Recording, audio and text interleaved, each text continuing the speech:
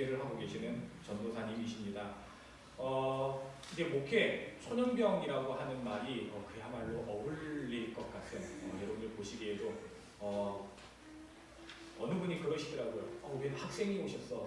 네, 이제 대학원을 갓 졸업하고 이제 목회 자리에 부름을 받은 전도사님이십니다. 그런데 그 목회 자리가 너무나 열악합니다.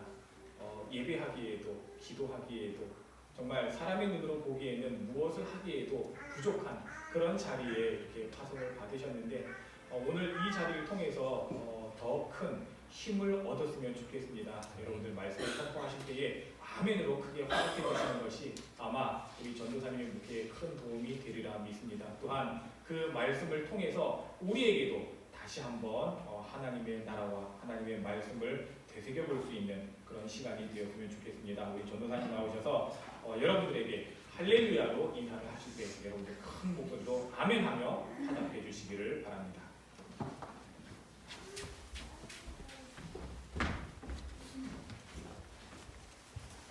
할렐루야. 네, 기도하고 말씀 전하도록 하겠습니다.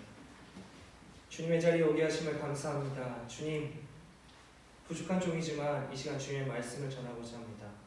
말씀 가운데 임재하시고 이 예배 자리에, 이 대동교회 이 예배 자리에 함께 하셔서 오직 주님만을 드러낼 수 있는 아름다운 시간이 될 수 있도록 주님 인도하여 주시옵소서. 아멘. 말씀을 전하는 저와 듣는 모든 성도들이 주님께 사로잡히는 아름다운 시간이 될 수 있도록 주님께서 인도하여 주시옵소서. 아멘. 예수님의 이름으로 기도합니다. 아멘. 할렐루야. 아멘. 예, 떨립니다. 네, 이 자리에 계신 여러분과 죄송합니다. 이제 주님이 이 자리에 계신 여러분 함께 해주실 줄 믿습니다. 아멘. 또한 여러분 삶 가운데서도 주님과 함께 하실 줄 믿습니다. 아멘. 네, 아까 목사님이 소개를 조금 해주셨지만 저는 지난 11월 4일부로 둥기성교교회로 담임으로 섬기고 있는 김동윤 전도사라고 합니다. 네, 올해 32살이고요. 부인 당시에는 아직 대학원 졸업 전이어서 2월달에 졸업식이죠. 그때까지 해서 학기를 마무리한 12월까지는 서울을 매주 오가다 보니까 이제 정착한 지 만 2달 좀 넘고 있습니다. 여기 거창 오기 전까지는 인천 버스터미널에 가까운 부월지방 성운교에서 초등학교 1학년에서 3학년 담당 전도사로 섬기고 있었기 해서 아직은 아이들을 가르친다는 그 느낌이 남아 있습니다. 그래서 여러분들 여기서 설교 방식이나 어투, 단어 선택 같은 것이 조금 있을 때도 조금 이해를 부탁을 드립니다. 그리고 저희 교회를 아시는 분은 아시겠지만 소개를 해드리자면 제가 방금 주보를 봤는데 저희 여기 대동교회가 1990년 2월 26일인데 저희 교회는 딱 3개월 앞섭니다. 1989년 11월 10일 날 교회가 개척이 되어서요. 네, 아주 작은 교회지만 그래도 올해 만 30주년이 되는 해고 했는데 교인분은 매우 적습니다. 그리고 위치적으로 볼 때 진주지방이나 거창으로 봐도 가장 북쪽에 위치한 교회 중에 하나입니다.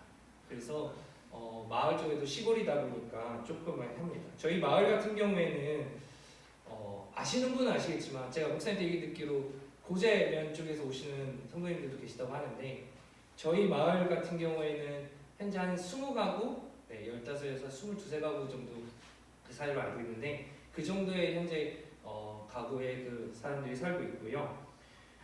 예전에는 그래도 인원이 얼추되고 아이들도 있어서 지역 아동센터 할 때는 아이들만 해도 지역 아동센터에서 출석부 기준으로 40명이 넘는 아이들과 그래서 그로 인해서 몇 명의 아이들이 주일 예배 참석하고 그의 부모님과 또 마을 어르신들이 함께 예배에 참여했던 때도 있었습니다. 하지만 지금 제가 있는 이 시점에서는 저와 귀촌하신 한 집사님 한 분에서 단둘이 오붓하게 둘이 예배하고 있는데요. 그러다 보니까 시골교회라고 하는 그 전형적인 모습이 있어서 좀 아쉽습니다. 그래서 저는 올해 예배를 특히 목회계획을 짜면서 좀 비전이 2가지가 세웠었는데요. 이것을 먼저 좀 공유하고 오늘 말씀 나눴으면 좋겠습니다. 저희 교회가 현재 2명 있다고 하는데 10명의 예배자가 세워지기를 원합니다. 아멘. 하나님의 은혜 가운데서 아마 목사님이 교인을 빌려주실 수도 있고 어떻게 할 수도 있고 방법은 여러 가지나 하나님께서 보내실 줄 믿고 그래서 연령되고 또한 지금 목사님들이 상주할 수 있는 사역자들이 상주할 수 있는 여건이 안 돼서 전전임이시던 이대용 목사님 같은 경우는 거창 시내에서 계셨고 그다음에 직전 전도사님 같은 경우는 성백성 전도사님 같은 경우에도 개인적인 일도 포함 있으셔서 대전에서 와서 오하신 걸로 알고 있습니다. 그래서 제가 지금 교회 그냥 구석에 어떻게 지금 혼자라서 잘 지내고 있는데요. 여러분들께서 좀 기도해 주셔서 저희 교회 리모델링과 사택을 좀 건축하려고 하는데 좀 먼저 그냥 마음으로 기도를 해주신다면 하나님께서 길을 열어주셔서 시작할 수 있는 거라고 믿습니다. 아멘. 네, 이제 말씀을 좀 전하고자 하는데요. 제가 말씀 준비하고 여기 와서도 생각이 든 게 왜 하필 이 말씀을 했지? 제가 했습니다. 근데 하나님께서 이 말씀 말고는 다른 걸 전할 수 있지 다른 전할 게 따로 없게 만드셔가지고 이 말씀을 전하고자 합니다. 제가 본문을 다시 한번 읽으려고 하는데요. 여러분은 눈으로 함께 따라와 주시길 부탁을 드립니다. 내가 세상에 화평을 주러 온 줄로 생각하지 말라. 화평이 아니오 검을 주러 왔노라. 내가 온 것은 사람이 그 아버지와 딸이 어머니와 며느리가 시어머니와 불화하게 하려 함이니 사람의 원수가 자기 집안 식구리라. 아버지나 어머니를 나보다 더 사랑하는 자는 내게 합당하지 아니하고 아들이나 딸을 나보다 더 사랑하는 자도 내게 합당하지 아니하며 또 자기 십자가를 지고 나를 따르지 않는 자도 내게 합당하지 아니하며 자기 목숨을 얻는 자는 잃을 것이요 나를 위하여 자기 목숨을 잃는 자는 얻으리라. 아멘. 네, 오늘 본문 말씀은 마태복음 5장에서 7절에 거친 그 소위 산상수훈이라 부르는 첫 번째 설교와 더불어서 마태복음 내에서 두 번째 설교들이 모여있는 10장과 11장의 내용 중 한 단락입니다. 특히나 이 두 개 장의 경우에는 제자들 향한 선포적 설교의 내용을 담고 있기에 예수님의 제자된 저와 여러분에게 어떤 마음과 생각을 가져야 할지 너무나도 잘 보여주는 본문이라고 할 수 있습니다. 그 중에서도 오늘 본문 같은 경우에는 제자의 모습이 어떻게 되는지를 좀 보여주는데요. 첫 번째로 예수님께서는 세상에 화평을 주시기에 오신 분이 아니라는 점입니다. 34절을 다시 보시게 되면 예수님께서는 화평이 아니라 오히려 검을 주러 왔다고 말씀하십니다. 저 여러분에게 예수 그리스도는 구원자이시기에 우리를 고통에서 건져내 주시는 화평의 하나님으로 이해하고 있을 것입니다. 하지만 14절 속에서 말씀하시는 예수님은 자신은 화평을 주지 않는다고 하십니다. 왜 그렇게 이야기하느냐? 하나님께서는 우리를 사랑하셔서 이 땅에 예수 그리스도를 보내셨는데 평화를 이루어야 할지 왜 검을 주신다 했을까? 이것은 제자들이 기대하시는 화평과 예수님, 즉 하나님께서 생각하시는 화평과 제자들이 생각하는 화평이 달랐기 때문입니다. 당시 시대적 상황은 로마의 식민지의 지배를 당할 때였습니다. 더욱이 로마가 점령하여 분봉왕을 통해 간접 통치를 하던 시대에서 점점 로마 왕정에서 직접적으로 통치를 하던 시대로 바뀌던 때였습니다. 또한 그리스 지배 시절인 알렉산더 대왕의 그리스 제국에서 식민 지배를 당하다가 기원전 142년 마카베어 전쟁을 통해 약 80년 동안 유대인들의 독립왕국을 세워졌다가 기원전 약 60년대에 다시금 로마의 제국에 지배를 받게 되는 그런 상황이 있었기에 유대인들 마음속에는 독립이라는 마음을 매우 가지고 있었을 때입니다. 여러분들 최근에 3.1절 운동같이 해서 독립과 같은 마음이라고 믿습니다. 그래서 제자들이 가졌던 화평이라는 것은 자치권과 자주권을 가진 독립국가를 이루는 것에 방점에 맞춰져 있었습니다. 하지만 예수님께서는 그것이 아니라고 말씀하시는 겁니다. 그렇다면 검은 무엇을 의미하는 걸까요? 바로 누가복음 12장 49절에 나오는 내가 불을 땅에 던지러 왔노니 라는 말과 같이 종말과 같이 부정적인 의미인 것을 우리가 느낄 수 있습니다. 그렇다면 왜 검을 이야기하셨고 그 이야기는 그 여파는 무엇일까? 바로 불화입니다. 여러분이 생각하시기에도 검이란 것은 남을 죽이거나 어쨌든 해를 가하는 것이 생기게 됩니다. 35절, 36절, 37절을 보게 되면 예수님의 제자가 되기 위해서는 기존 것들을 구해야 되는데 아들이 아버지와 딸이 어머니와 며느리가 시어머니와 불화하고 거두하고 하는 것을 보게 됩니다. 작게는 이 편히 쉬는 시간에 교회 나와 열심히 봉사하는 것과 내가 가르칠 수 있는 것을 나누는 것, 더 나아가 작은 예수가 되어서 예수님과 믿음의 조상과 선배들을 따라 선교사와 같이 전적으로 주님을 의지해 사는 삶을 살아가야 된다는 것을 본문을 통해서 이야기하고 있습니다. 하지만 어떤 하나를 얻기 위해서는 다른 하나를 희생해만 가는 것이 바로 우리의 현실입니다.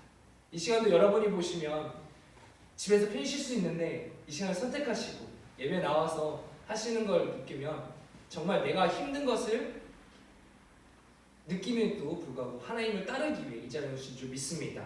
아멘. 좀 더 편하고 안정적이고 있는데 왜 그렇게 불안하고 부정적이고 우리는 이렇게 힘든 길을 가야 할까요?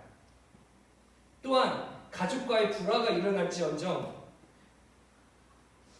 남과 다르고 그래서 다름을 해서 너네는 왜 그러느냐 하며 부정적이게 되고 심지어 가족끼리의 불화까지도 생기는 것을 우리는 여러분 가족 내지 주위 분들을 통해서 많이 보고 듣습니다. 35절에는 자식과 아버지, 딸이 어머니, 며느리와 시어머니가 불화하게 만든다고 합니다. 또한 사람의 원수는 외부가 아니라 자기 집안 식구라고 이야기합니다.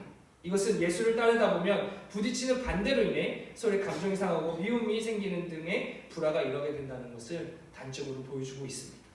다른 사람도 아니고 저도 여기 둥기성교교로 올 때 오고자 하는 마음을 잡고 할 때까지 부모님의 반대가 있었습니다. 네, 제 아버님도 지금 통영에서 지금 목회를 하고 계시는데요. 제가 사실 이 교회 둥기성교교 오기까지 많은 생각과 고민과 기도를 하고 온 것이 아닙니다. 그래서 많이 부족해가지고 저도 고민하고 있었는데 어떤 교수님이 뭐 준비돼서 가느냐 가서 하면서 준비해 가는 거고 완성해 가는 거지 라고 하면서 가기로 결정을 했지만 부모님과 특히 어머님의 반대로 그래서 많이 좀 했습니다. 지금은 어머님 약간 단념하시고 기도해 주시면서 후원해 주시고 계시면 아직도 포기할 수 있으면 빨리 포기하라고 조금 하시기도 합니다.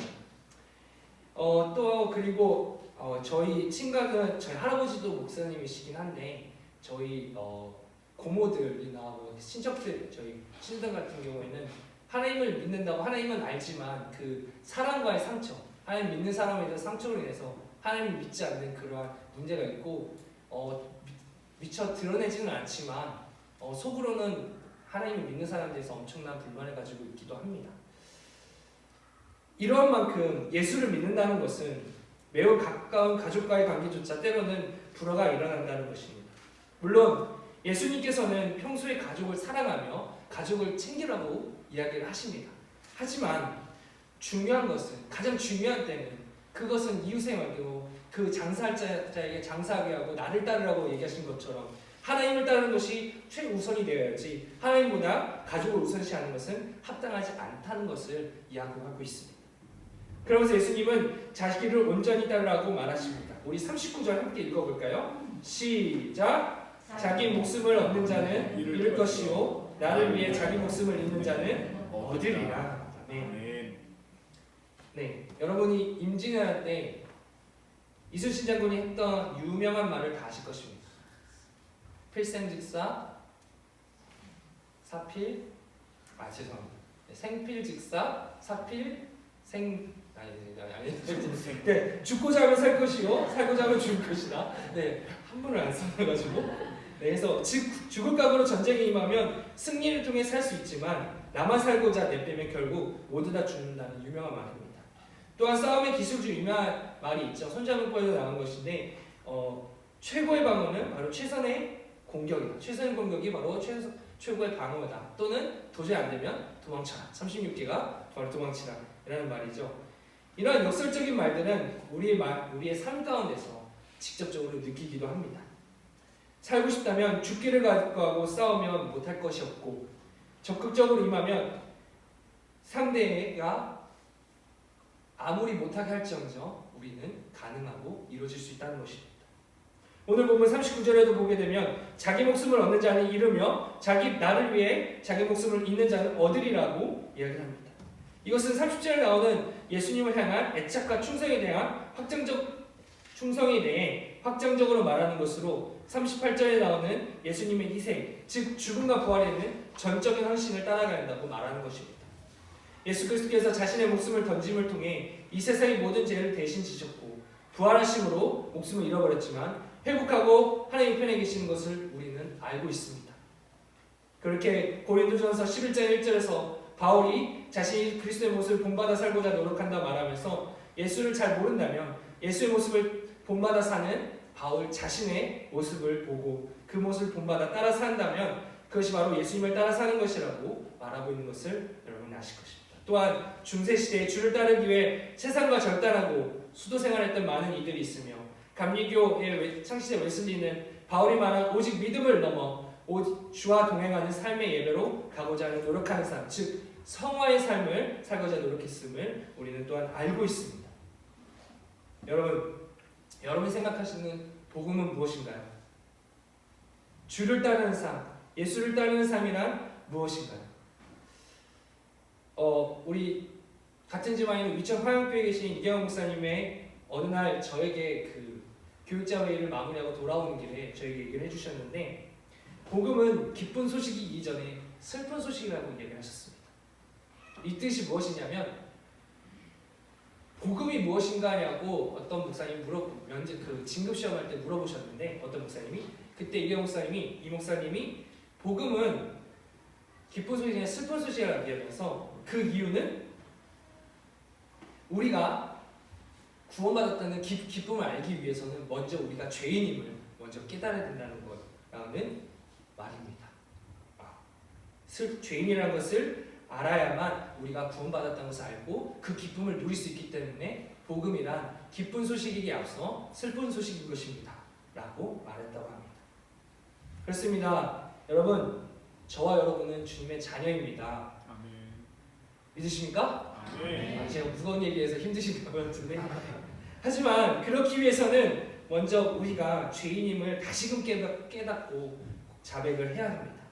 그래서 죄의 위험에서 벗어나 오직 주를 따르고자 고난과 역경을 이겨내며 지내야 하는 것입니다. 여러분, 삶 가운데서 너무나도 힘드시죠? 세상 속 삶에서 너무 부딪혀서 아무것도 하고 싶지 않고 때로는 교회 나가기 싫고 그냥 내가 하고 싶은 대로 하며 푹 쉬고 싶으실 때도 있으실 겁니다. 그렇다면 이 시간 사순절의 이 기간 동안 주님의 가신 길을 우리가 돌아보며 다시 한번 주님을 만나기 원합니다. 아멘. 주님을 따르기를 원합니다. 아멘. 고난의 역경이 있을지언정 주님과 대화하시고 주님과 동행하시기를 부탁을 드립니다. 아멘. 간주 좀 부탁을 드릴 수 있을까요? 네. 특별히 오늘 사순절 첫 번째 주일로 맞이하는 우리 오늘 제가 저와 함께 잠시 한번 통성 기도하기 원하는데요. 우리 첫 번째로 찬양하시고 기도하실 때 우리 하나님께로 좀 더 다가갔으면 좋겠습니다. 하나님께 다가가며 우리의 모든 것을 내려놓고 주님이 먼저 가신 길을 우리가 뒤따라가며 오직 하나님께로 나아가는 우리 대덕교회 모든 성도들이 되기를 원합니다. 우리 함께 찬양하고 기도하실 텐데요. 이 찬양 가운데 이 찬양의 가사 그냥 노랫말이 아니라 여러분의 가사가 되기를 원합니다.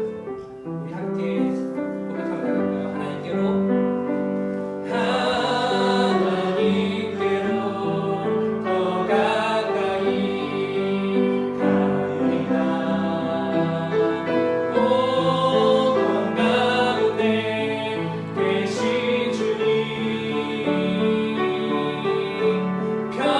변함없는 주님의 크신 사랑 영원히 주님만이. 그래서 우리 다시 한번 고백합시다. 하나님께로 더 가까이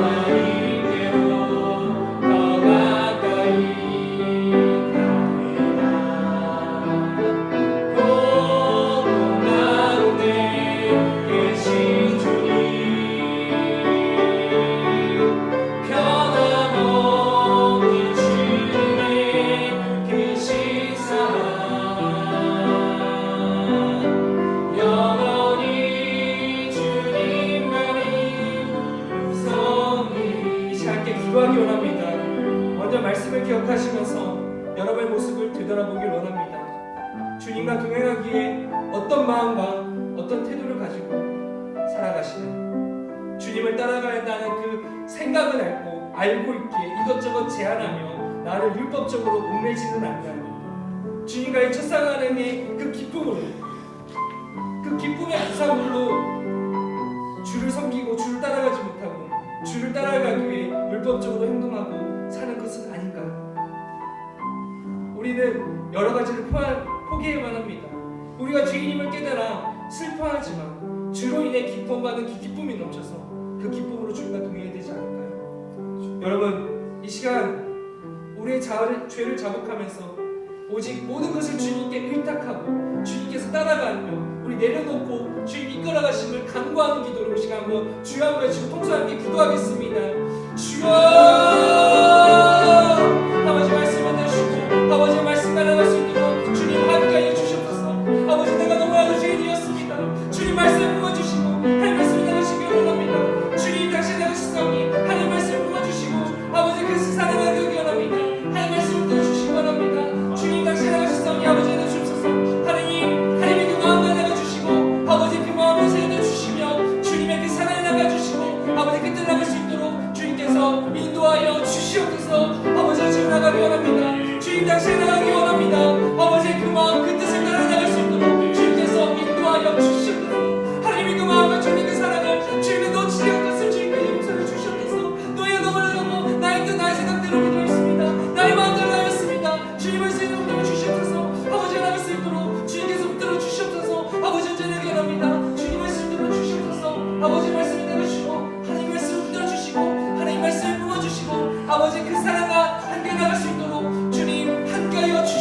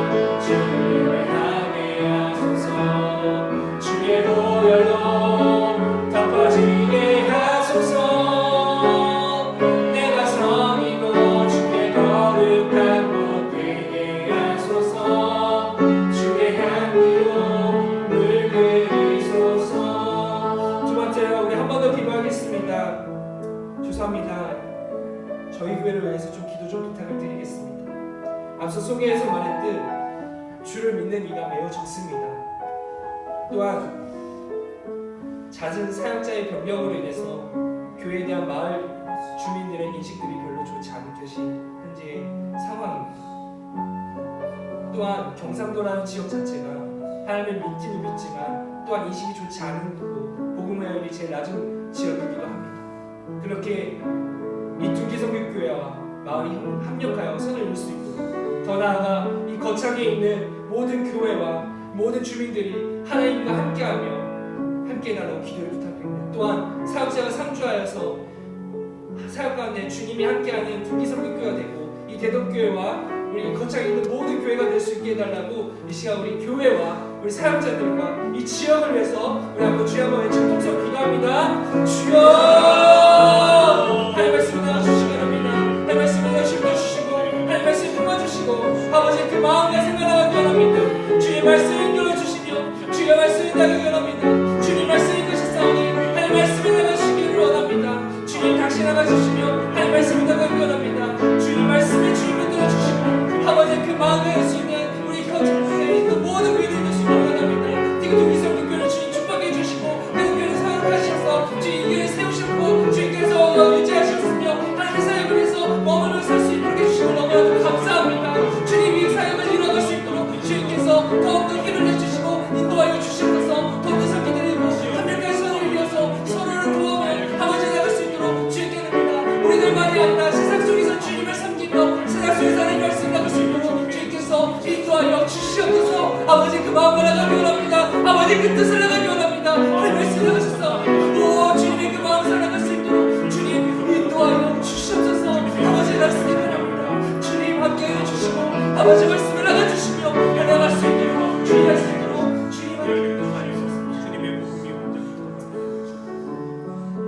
주님 이 시간을 허락해 주심을 감사합니다. 함께 기도하며 말씀 가운데 주님이 함께 하시기를 원합니다. 또한 우리의 삶 가운데서도 주님과 동행하며 주님을 따르는 대동교회와 둔기성교교회의 모든 성도들이 되기를 원합니다. 아멘. 주님 우리 성도들이 지쳐 있습니다.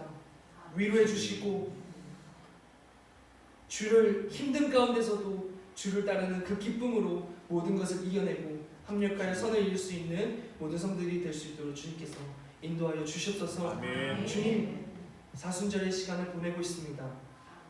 주님의 죽으심을 준비하는 이 기간을 우리도 기념하며 그동안 주님을 놓쳤다면 다시 회복하여 주를 향한 마음을 놓치지 않도록 인도하여 주시옵소서. 아멘. 우리의 욕심을 내려놓고 주님의 그 뜻을 세우기를 원합니다.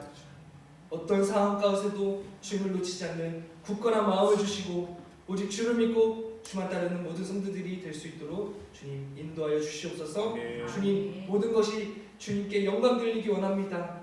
이 자리에 말씀을 전하며 말씀을 듣게 해주시니 감사합니다. 아멘. 삶 가운데서 주님과 동행할 수 있도록 인도하여 주시옵소서. 아멘.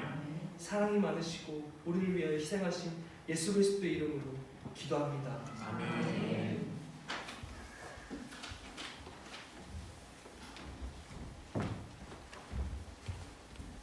귀한 말씀 감사합니다. 여러분들 둔기성교교회를 위해서 함께 기도해 주시고 그곳에 또한 우리 하나님께서 크신 역사가 나타나는 복된 땅이 될 수 있도록 우리 함께 협력하여 나아가는 공동체 되기를 원합니다. 아멘. 그 다음에 찬송가 382장입니다.